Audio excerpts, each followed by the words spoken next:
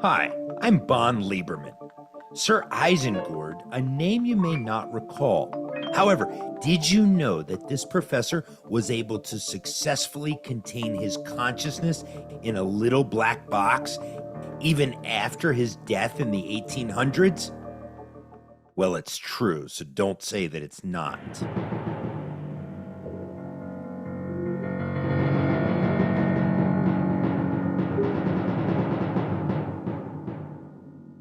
The Isengord Institute.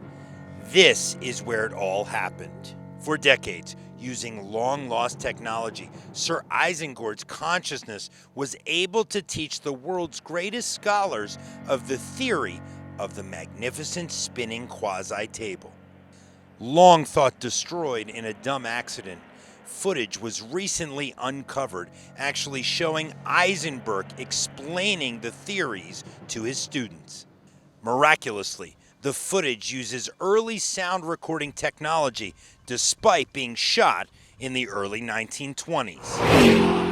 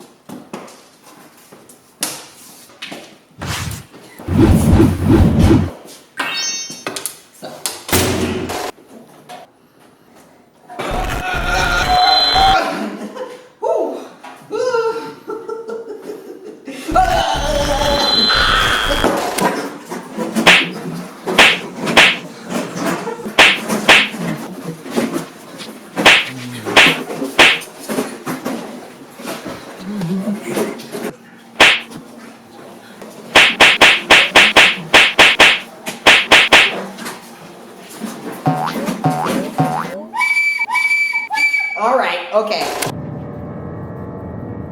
Consider that feeble things such as sex and art are most likely not real, as they are far too vague and evasive to support the rich dichotomous nature of the reality submitted by Sir James Isengord's infallible theory, the spinning science ball.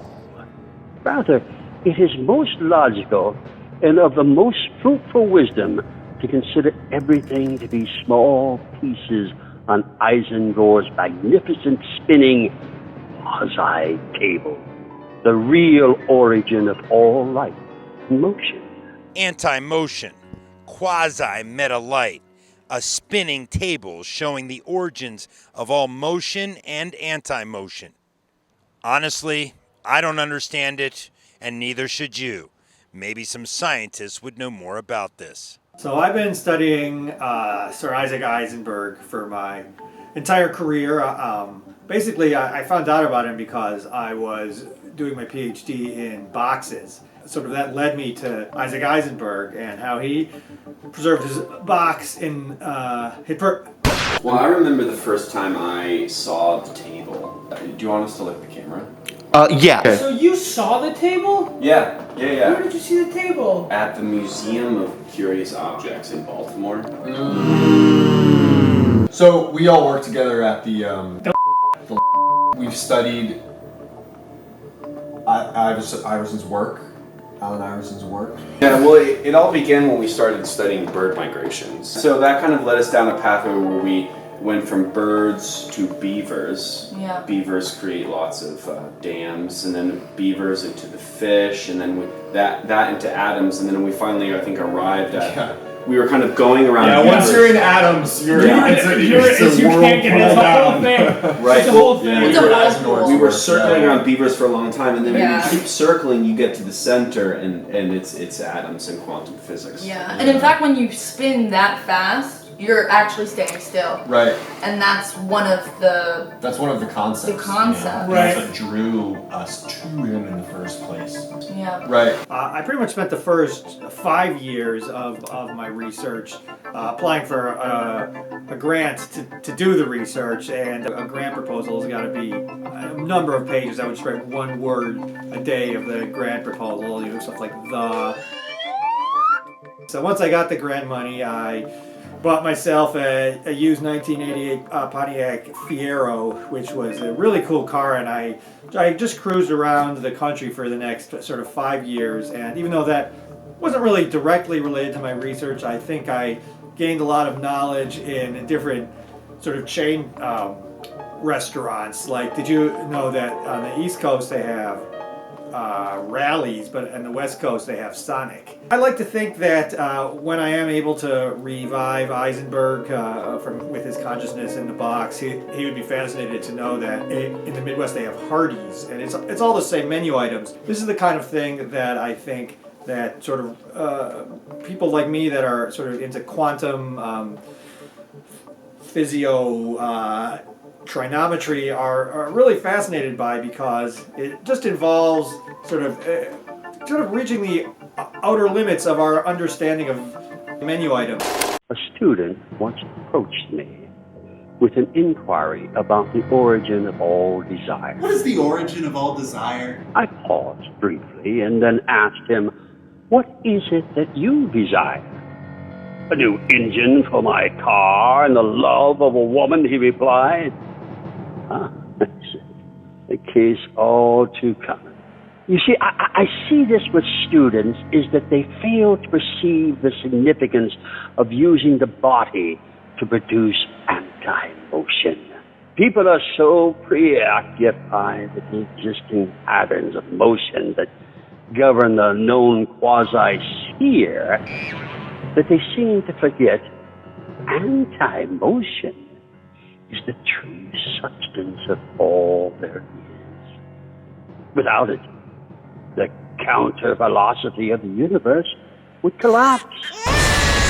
The concept of anti-motion is the kind of thing that when you go to sleep at night, it's like when you look at the stars and you go to sleep and you're afraid because the stars. Sure. And then you go to anti-motion and you'll be with your partner, and partner's like, "What's going on? Why you're looking so scared?" And then you're like, because of something I've been working on in the lab. I actually don't see it as something scary. I actually think that's like, if you have this sort of like small mindset, Lowercase small, right? Yeah. Then it can seem scary, but actually like, it's this kind of chaos that like you can embrace. No. Right? It's really hard when like we're trying to like make progress in the lab and like you just like can't get past it. No, I'm past it. My students often ask me why I never eat or drink. Professor, why is it that you never eat or drink? If any of you bother to follow a logical model of thought, you would quickly deduce that because I have only existed as a scatter of consciousness contained in a small black box, since my death in the 1800s, that I have no need for solid or liquid foods. However, even before my death, I lived on a diet of only motion. And as a result, I excreted a new substance called anti-motion. Thus, the theory of anti-motion was created and cemented. I mean, what do you guys think? Do you really think about this food, not eating food or drink thing? I remember trying it once in grad school, and I couldn't last 4 hours. Yeah. Without a snack, at least. This regimen was absolutely grueling. Using 18th century technology, Isengord was able to do something that even today is very difficult. That is downloading your brain into some kind of a computer. It's been done by a few people, I think, maybe Bill Gates, someone like that, but at great expense. And this guy did it for basically nothing, because back then, because of inflation, the money back, it was very low money. And I'm not an economist, but I believe everything was pretty much free back then, and that's why everyone was so happy. You're late. Sorry, I slipped on a peel. Actually, I found a box recently, and I investigated it because it looked like it could possibly be the box that had the consciousness in it. But unfortunately, I'm sort of no way of telling if what I was looking at was in fact Isengord's consciousness or if it was just straight up slop.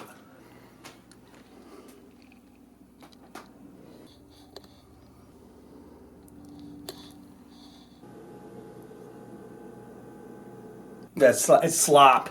It's just slop.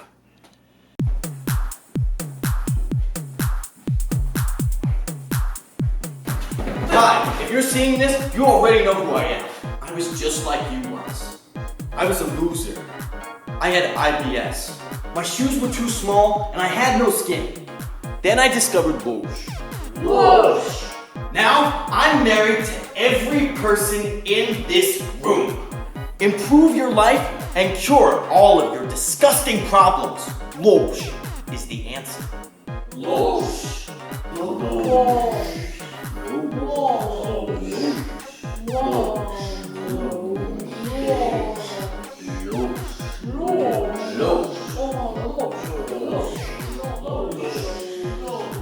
Yes!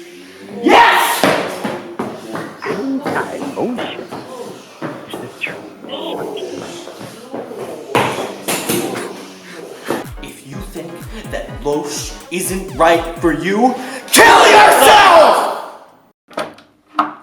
Yes, thank you for coming. My name is Alonzo Cream Tina, and this is my daughter, little Matthew.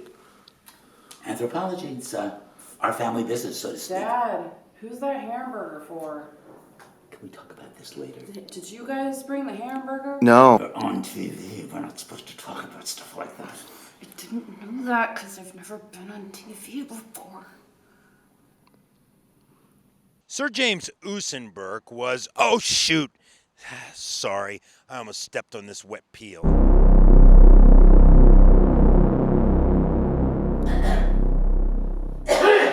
Many have only seen the Quanto Quasi table in sketches or early photography, but recently we came across the original, and we've restored it almost exactly. We found it in a bottle.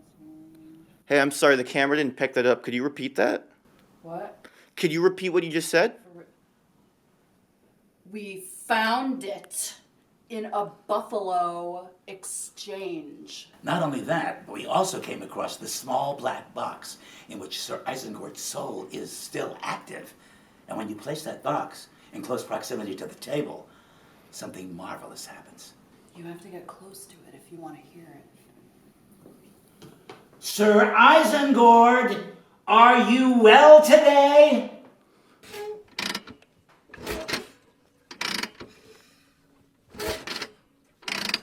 Ah, yes. Seeing the table filled me with doubt. I was filled with doubt. I had no doubt at all. Well, I was filled with doubt. If you're far away, it looks Small. And Yes. if you look at it from above, you're like, that's not a table, that's a circle. Yes. It's like when you have something and then it's Right. which is the whole anti-motion concept. And Exactly. Right. And from this side, this thing's coming in. Yeah.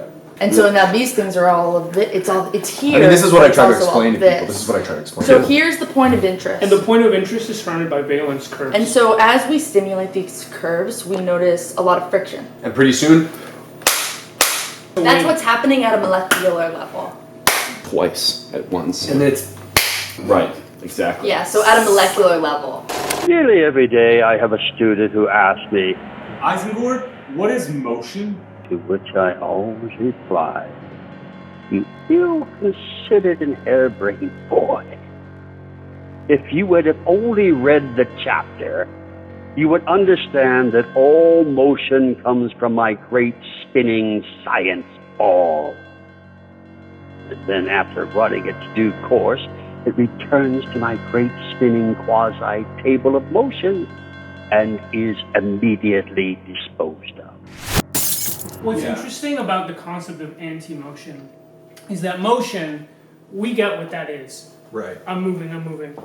Anti-motion is actually only a concept that makes sense theoretically. It's impossible to stay perfectly still. If you try it, try it.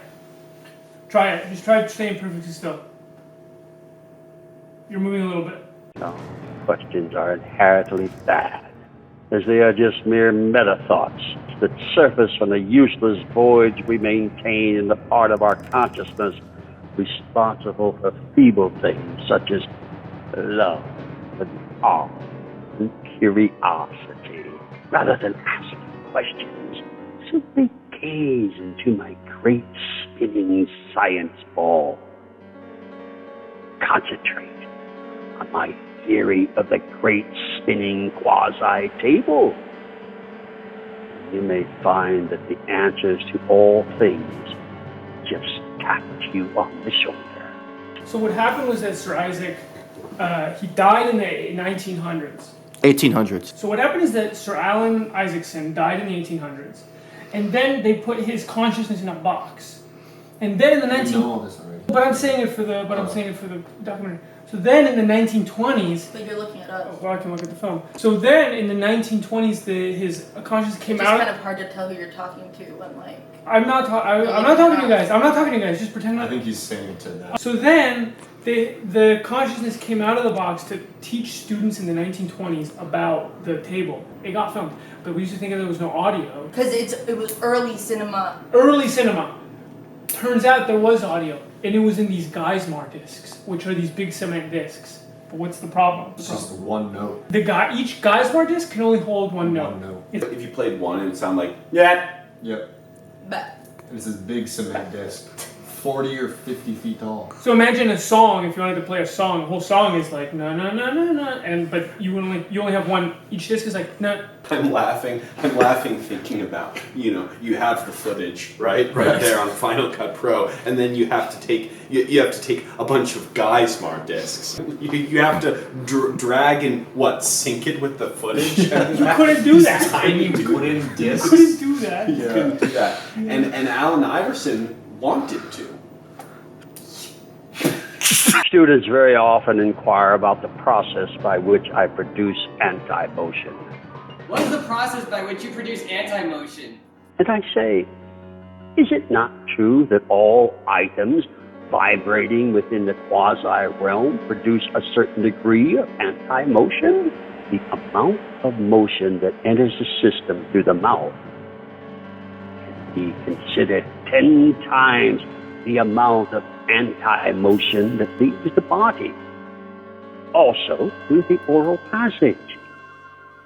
You want to know the precise amount of anti-motion you are excreting daily? Simply consult the data of my meta table, not to be confused with my spinning quasi table. And to me, one of the most fascinating things about Isengord is,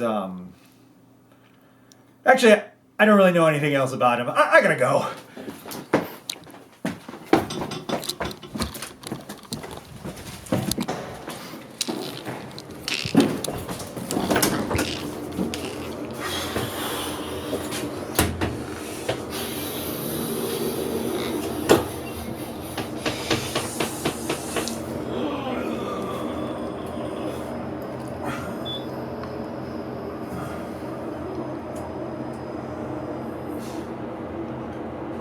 Hey, why are you still in here? So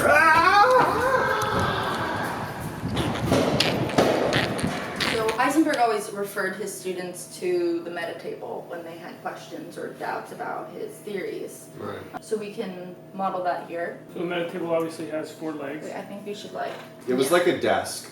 It was yeah, and it floated 2 inches above the legs. So if there's axis here, this is time. Well, if he saw this, he would laugh because really the axis is like these. You know what I mean? Yeah, you're right. If he saw this, he would laugh. If he saw this, he would laugh.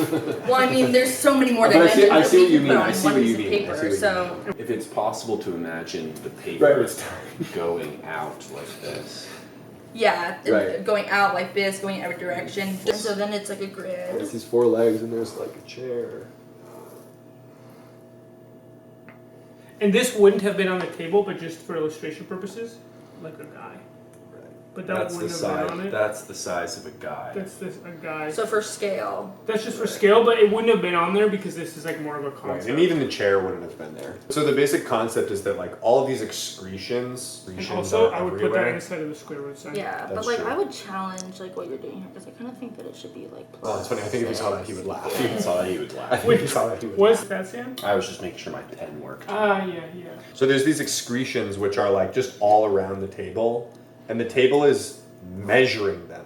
But the excretions don't have any mass. Well, so they have zero mass. It's like, If this was Heisenberg's personal diary, there'd probably be some marginalia. oh yeah. And I think that's what he really wanted, like simplicity, right? Right. He wanted sex without love. Yeah. He wanted to live without food or drink. Life without art. I mean, yeah. But remember, we can't see him through our modern eyes. We have to understand him in the context of which he lived in. For the time he lived in, he was not perverted. It was very normal. To Right. Extremely Yeah. normal. I mean, the church laughed at him. The state laughed at him. Yeah. The peasants he lived near laughed at him. The bank laughed at him. Yes. The grocery store laughed at him. Yeah. His schoolmasters laughed at him. And the park laughed at him. And this all came out in the really vicious form of pedagogy he exercised in the classroom. I mean, to be a student of his was... I know. It's like Yeah. there was all this anger that he was like channeling in, and then it like became this. It was like darkness. angry. Yeah, it was this like darkness. You cannot stop me. You are simply one of the many components of the pseudo-meta table, a mere figment of a theory.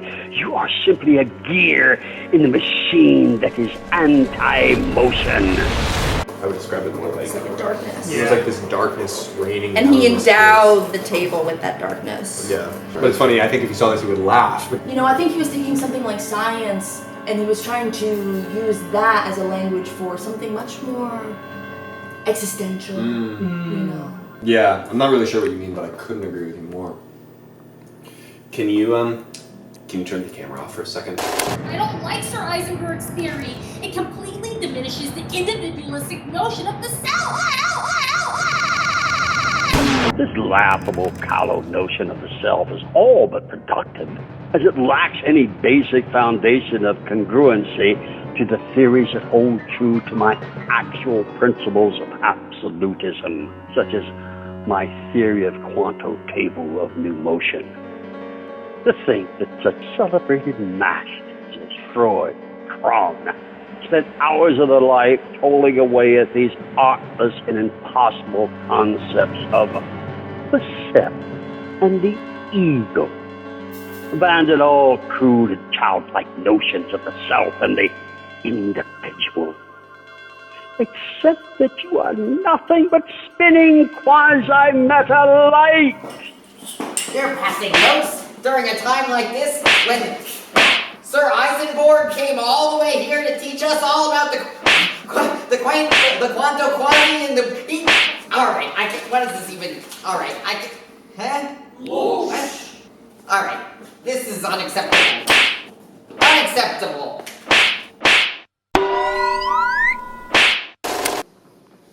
Are you still confident about your theories on anti-motion?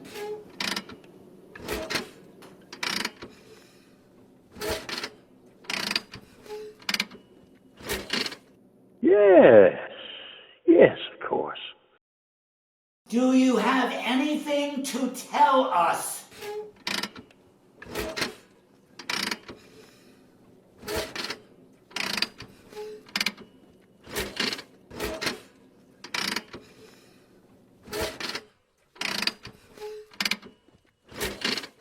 Gatsy Vector?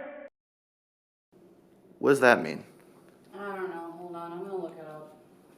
Can you explain to us more about the Deci Vector?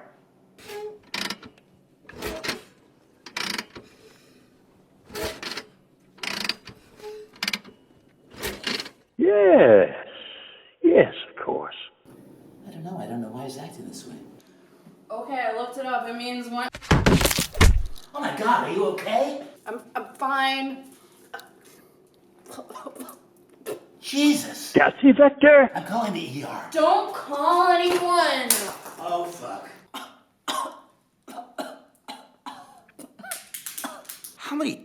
do you have? You fucked it up.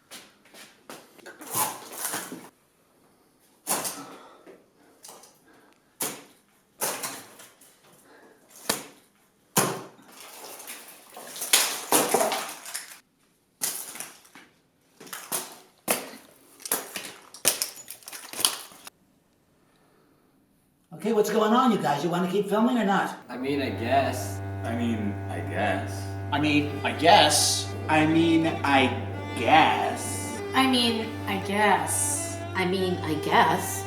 I mean, I guess. I mean, I guess. I mean, I guess.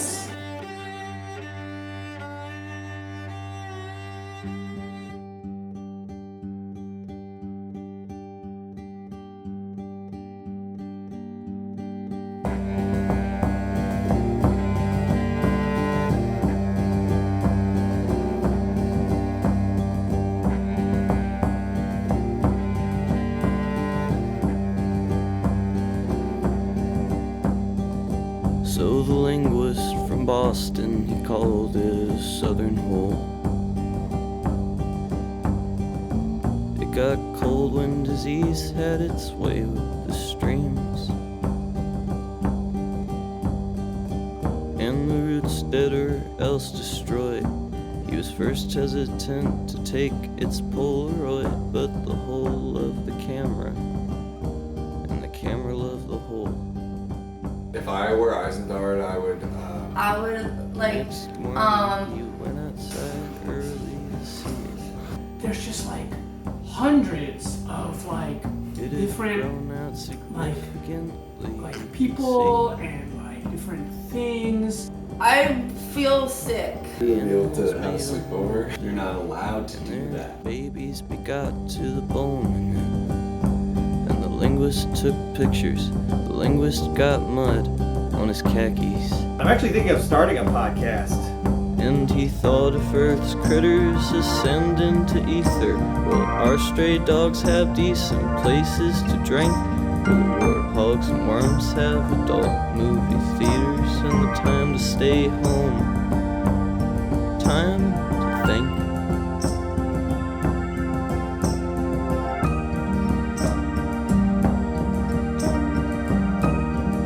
Still the stillborns persisted to sink. Sire Thelms Massenburg, a scientist that may have changed the entire course of history had he not been so wrapped up in mystery. Next time you have a question, instead of looking it up at the library, perhaps consult the Quanto Quasi table. Now, if you'll excuse me, I have a family engagement to get to at a local seafood restaurant.